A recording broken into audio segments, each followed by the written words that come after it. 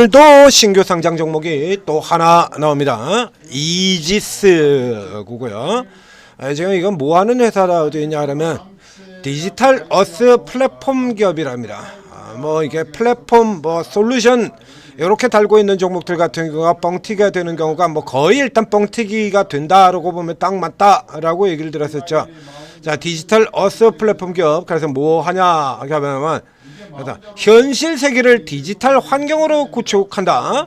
그래서 뭐 XD 클라우드 디지털 어스 플랫폼. 그래가지고 뭘로 돈 버는 건데, 어디다 어떻게 가지고 돈을 버는 건데, 예? 자, 이런 기업들 같은 경우도 바로 앞에 테라뷰 같은 경우에서도 설명 나왔었는데요. 테라뷰는 기관 경쟁률이 600대 1밖에 안 돼서 올해 상장돼 있는 종목 중에 상장한 종목 중에서 경쟁률이 제일 낮았었습니다. 테라뷰 같은 경우는. 그래서 우리 IPO 같은 경우는 사전에 먼저 들어가는 거 해먹고 나오자가 가장 큰 이유다. 이렇게 굉장히 많이 문을 열어주는 이유가 대부분 다 그런 거다. 이렇게 사전에 매자님 먼저 물량 들어가고 난 다음에 그 다음에 공모 신청을 하고 IPO 신청을 하고 그 다음에 IPO 되면 IPO 첫날 최대한 때 부풀려 놓은 다음에 그 다음에 가서 팔아먹고 엑시트에서 나가자. 이게 주 목적이라고 얘기 들었죠. 그래서 테라뷰 같은 경우는 외국 기업이라서 사전에 들어가는 물량 자체가 이렇게 많을 수가 없는 기업이니까 그래 뭐 경쟁률이 굉장히 낮은 겁니다. 그래서 기본적으로 다 이 수준들은 원래 다 기록한다라고 얘기를 들었죠. 근데 얘도 지금 더블이 들어갔어요. 그러면 얘가 지금 뭐 하는 거냐라고 찾으면 물론 이 기업을 이제 청약을 하시거나 뭐 이렇게 하신 분들 같은 경우는 또 이렇게 굉장히 좋은 뉴스들만 보셨을 텐데, 자, 3자적인 입장에서 보자라고 얘기하는 얘기입니다. 그래서 이렇게 만들었는데, 그래가지고 뭘 어떻게 뚫고 들어가서 뭘 어떻게 돈을 벌 건데, 이거 얘가 뭐 가지고 돈을 벌 수 있을 것 같습니까? 이거 여러분 한번 생각해 보시죠. 뭐 누구를 대상으로 뭘 어떻게 팔아서 결국 이제 이게 뭐 이렇게 디지털 트윈에다가 뭐 서비스 플랫폼에다 다 붙여놨지만 결국 클라우드라는 얘기거든요. 이거 클라우드 기업이라는 얘기죠. 결국에 이제 단순 클라우드 기업 정도 수준이 되는 건데요. 그 수준에 비한다 그러면 지금 시가총액이 얘도 지금 더블 들어가서 위에서 지금 33,000원에서 29,000원까지 이렇게 들어와가지고 거의 3,000억에 육박하는 수준으로 들어간 겁니다. 그래서 3,000억이죠? 지금 고가돼서 13% 떨어졌으니까요. 3,000억이에요. 그러면 이제 3,000억이 될 만한 수준이다라고 보면 얘는 아예 지금 보시는 것처럼요. 이건 뭐 내용 자체가 실적도 지금 안 보여주고 있습니다. 그러니까 실적 안 보여주는 기업 지금 처음 봤네요, 지금. 그러니까 신규 상장주라도 대부분 실적은 보여주잖아요. 최근에 나온 것 같은 경우는 외국 기업인 테라뷰 같은 경우도 일단 실적이 이렇게 나오고요. 최근 실적 같은 경우는 하나는 이렇게 나오지 않습니까? 이렇게 나오고 어제도 나오고 다 나오는데 이 종목 아예 실적도 안 보여줘요. 지금 이거. 뭐 예전에 어떻게 했는지, 그래서 이게 실적이 마사지진 상태냐 아니냐 이런 거 같은 경우도 제가 신규 상장 같은 경우 분석을 해드리지 않습니까? 실적이 마사지가 됐냐 아니냐 이것도 구분을 해줄 수가 없어요. 뭐 하는 거니? 이거 200배 넘죠? 오케이. 그래서 온 기업으로 해서 여기 같은 경우도 그래요. 이 케이스 같은 경우도 이거 이제 특례 상장일 텐데요. 적자 기업일 테니까. 요게 나오는 거 요게 답니다. 135억 분기 영업이익 손실이죠. 마이너스 53억, 당기순이익도 마이너스 43억. 클라우드 환경에서 클라우드 기업이라는 얘기죠. 근데 여기 같은 경우도 그래서 대부분의 경우 이런 건 국내 유일하게 공간 정보 서비스 자격을 아주 요런 거 하나 있으면 그냥 여기다가 그래가지고 특례 갖다 붙여가지고 특례 상장시켜 버리는 겁니다. 그래서 자 보자 이거. 그러면 이제 클라우드인데 이제 클라우드 가지고서도 이제 이걸 가지고 어디를 들어가서 어떻게 돈을 벌 거냐라고 뭐 안정적인 매출 시장 기대하고 있습니다. 공공기관 및 지자체를 대상으로는 사업에서 뭐 이렇게 나와 있고요. 여러분들 집중 투자를 제가 말씀드려가지고 이거 승부를 걸어. 이거 어디다 대고 할 거예요 이거?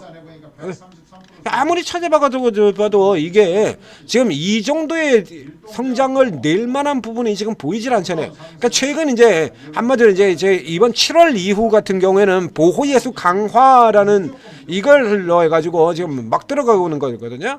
자, 이거 한번 볼까요? 공간 정보 서비스 기업, 뭐 보건 쪽 같은 경우 소프트웨어, 공간 정보 GIS, 클라우드 GIS 지금 요 정도 수준 나오는 거거든요. 없어요. 이건 뭐 아무것도. 네. 그러면 이제 경쟁 업체들을 한번 보도록 하겠습니다. 이번엔 경쟁사를 뭘로 잡았는지 이것도 제대로 보여줄지 모르겠는데요. 엑셈, 슈어소프트, 웨이비스 다 해당이 안 되죠. 슈어소프트는 자동차 쪽이고요. 웨이비스하고 엑셈 웨이비스 지금 이때 뭐 이런 걸 지금 잡았는데 슈어소프트와 애초에 종류가 완전히 다른 거고요. 그럼 여기 엑셈 같은 기업들하고 이런 쪽에서 살펴보도록 하겠습니다. 엑셈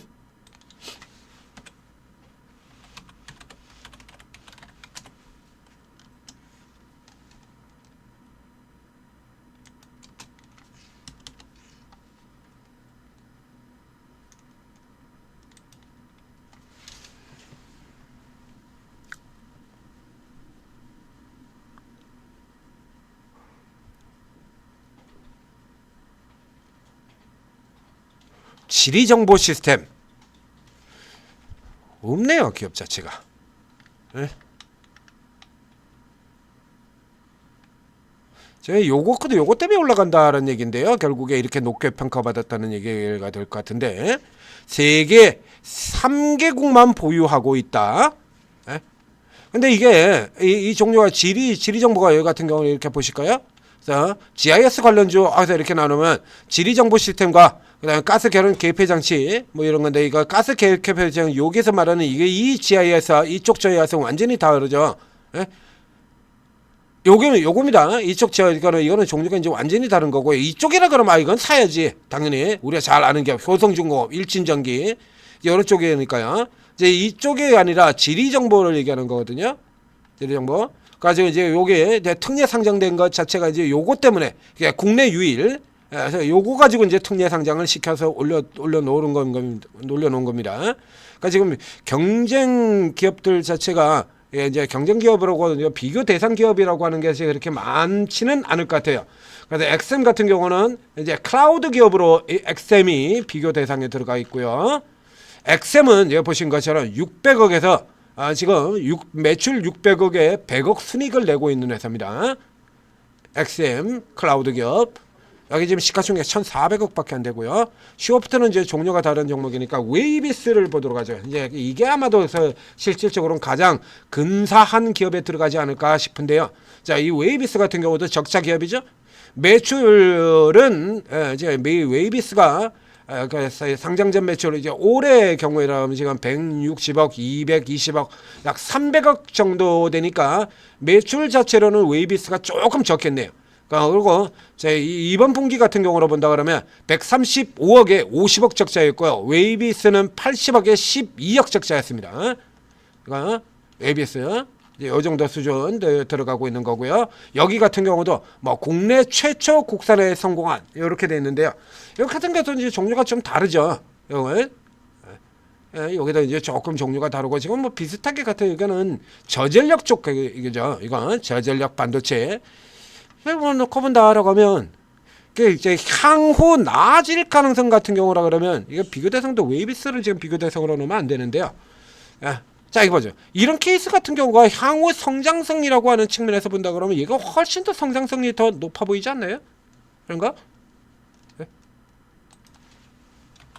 슈어소프트 현대자동차가 2대 주주 지금 이렇게 그래서 올라 들어가면서 왕창 올라 들어가고 있는 여기에도 이제 케이스가 조금 다른 자동화 솔루션 조금 다른 종류가 되고요. 그러니까 현재 상태에서 이지스 같은 경우에는 딱히 그러니까 이게 지금 이 경쟁 상태로 비교할 만한 게 없어요.